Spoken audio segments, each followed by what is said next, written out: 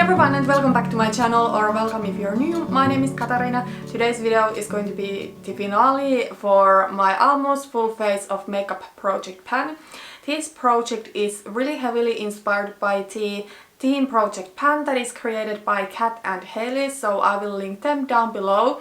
And the idea in this project and in the theme project pan is to pan a full face of makeup. Well, as the name of my project suggests, this is an almost full face of makeup project pan, so I do have products in the more boring categories. I decided to leave most of the color cosmetics categories out, like I don't have here any cheek products, any eyeshadows, any lip products, because in those categories I'm panning quite a bit of products.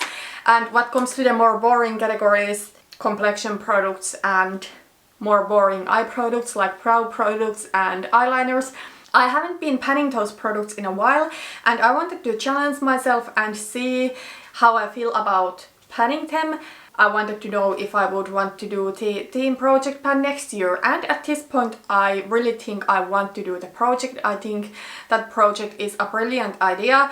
Also in the project there are some other categories, like for example body care product, hair care product, stuff like that. I really do love the idea. I also think you can make the project flexible for you, so you don't need to have products in all categories if you don't want to. Anyways, I started this project in September and I have filmed one update. It was in the middle of October. I didn't film a second update. I have now finished all of the products. I knew it would take about 6 weeks or so for me to finish all of the products after filming the first update. So yeah, that's what I did. I decided to just film the finale.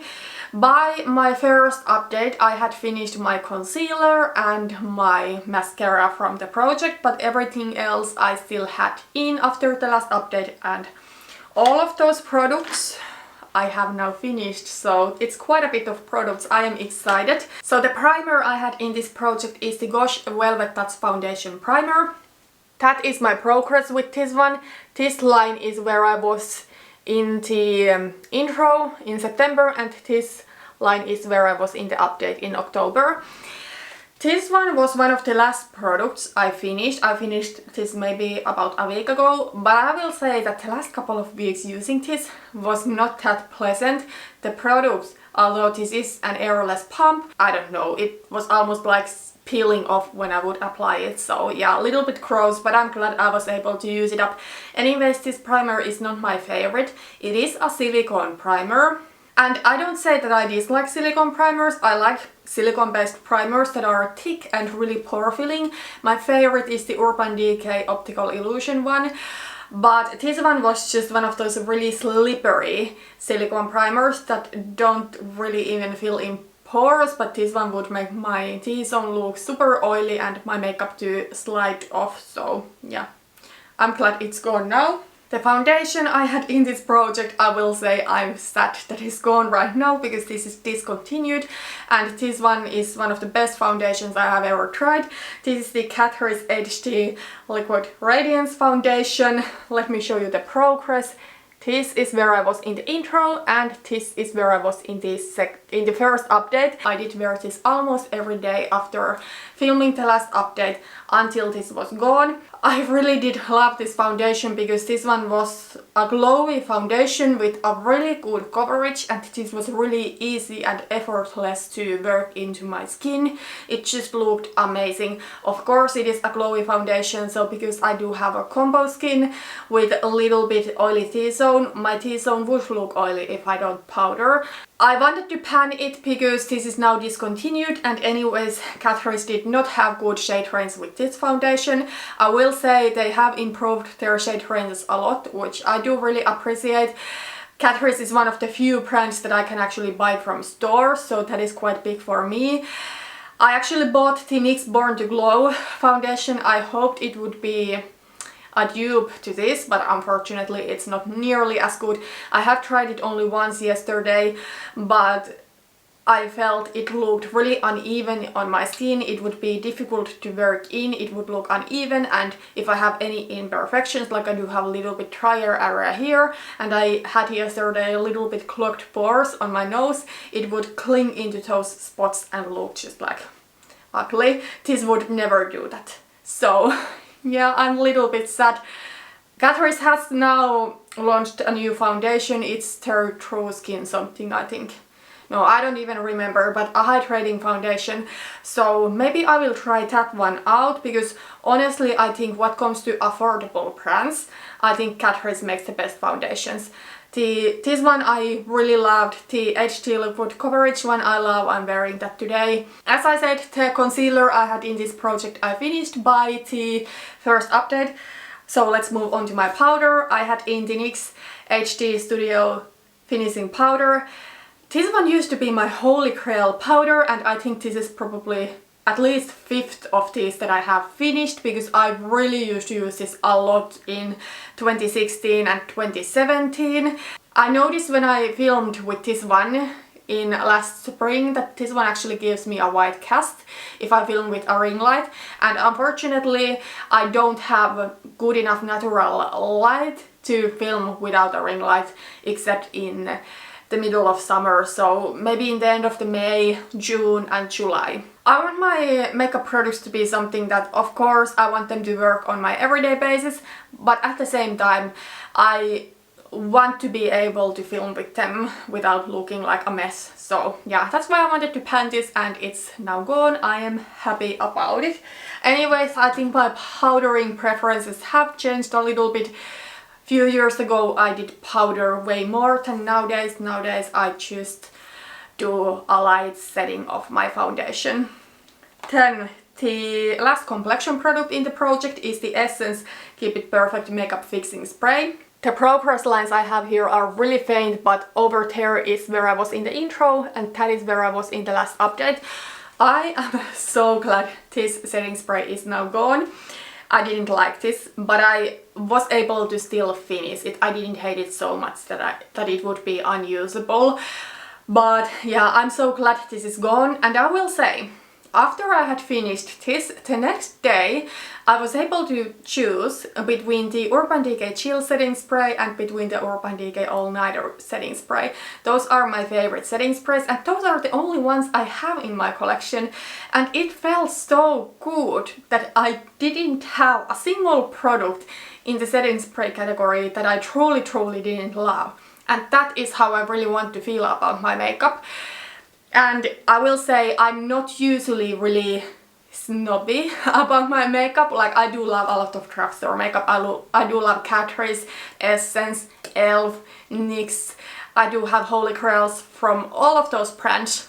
However, setting spray is unfortunately a category where I just haven't been able to find one that I do like as much as my Urban Decay setting sprays. So I'm ready to purchase those in future too. I just want to take advantage of sales if I can.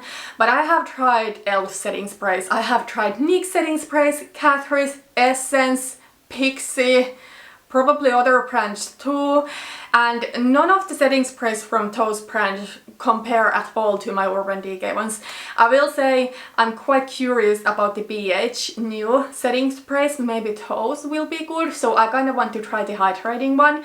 But yeah, setting spray is just a category where I'm ready to splurge, because I know that I love my Urban Decay setting spray so much, and I was so happy when I was able to use my Urban Decay setting sprays when I didn't anymore need to use something that I dislike. And yeah, I only have setting sprays I love in my collection, and I want to keep it like that, and I want to kind of consider it in future too when purchasing makeup, that I don't really need to have a lot of options. I don't necessarily need to be testing out a ton of new products if I just stick to what I know I love. So yeah, that is where I am with setting sprays right now.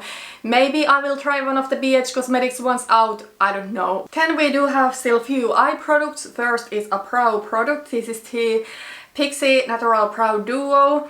The gel side is like really gross. This is quite old products, so the gel side I didn't even want to work on, but the pen side I was able to finish. I do have a backup to this. I'm going to put it to the theme project pan next year because I have realized that I really don't need this. This used to be my favorite natural and quick brow pencil because it's really quick for me to do my brows with this one. However, I really don't think I need more than one brow pencil, and if I only can have one, I rather want to have the NYX Micro Brow Pencil. That is just more versatile. I can do quick natural brows with it, but I can also do a little bit more dramatic brows with that and with a powder. Actually today I have used that pencil and an eyeshadow, but yeah, I just don't feel there is a place for something like this in my collection. Especially since I don't like to set my brows with gel. Yeah, I'm glad I was able to finish this, even though this is something I used to love back in the days. And the last one of these I will be panning next year. Then I was able to finish the Milani eyeshadow primer. Eyeshadow primer is an interesting product to pan because it's one of those things that when you think you're almost done, there is still so much product left. Like, I have felt that this product is on its last leg for the past few months, and when I wrote this in, it felt that there's not much left, but still I was able to get a couple of more months use out of this. But now it is gone. I will say with eye primer, once there is not much left, it can be quite thick, and sometimes when you would do your eyeshadow it might look like a little bit patchy. So yeah, I'm glad I was able to finish this. Eye primer is also something that I don't want to have more than one regular eyeshadow primer in my collection at once. So yeah, I'm glad I was able to finish this. Then the mascara I had in this project I finished by the first update, and the last product in this project is the Bare Minerals Lash Domination Ink Liner. I think this is a nice felt tip eyeliner, however it's really expensive, and I do think my Revolution Renaissance Flick eyeliner is just as good, if not even better than this one, and that costs like 5 euros when this one costs almost 30 euros. So it is not that hard to decide what to purchase in future, but it was a nice eyeliner. I purchased this one with a gift card in January, so I really wanted to use it up, and it's gone now. I'm happy about that. But yeah, those were all of the products I had in this project, and that was my almost full face of makeup project pan. I totally enjoyed panning these products. It's so interesting to see how long it takes to finish some of these products. So I totally want to join into the theme project pan next year, even though in all categories I don't even have products I want to pan. For example, setting spray. As I said, I only have my Urban Decay setting sprays left after this one, and even though I will eventually go through those products, I don't really see a point in panning them if it is something I will repurchase right away anyway. So yeah, I think I will only have products in categories where I have other things than only favorites. The goal that I have with my makeup collection and where I want to get with panning is to only have products that I truly do love in my collection. But yeah, that's everything for today. Thank you so much for watching this video. Remember to check out Kat and Hailey's theme project pans. I cannot wait to see what they do for next year, and I cannot wait to join into the theme project pan. Thanks for watching, and see you in my next one. Bye bye.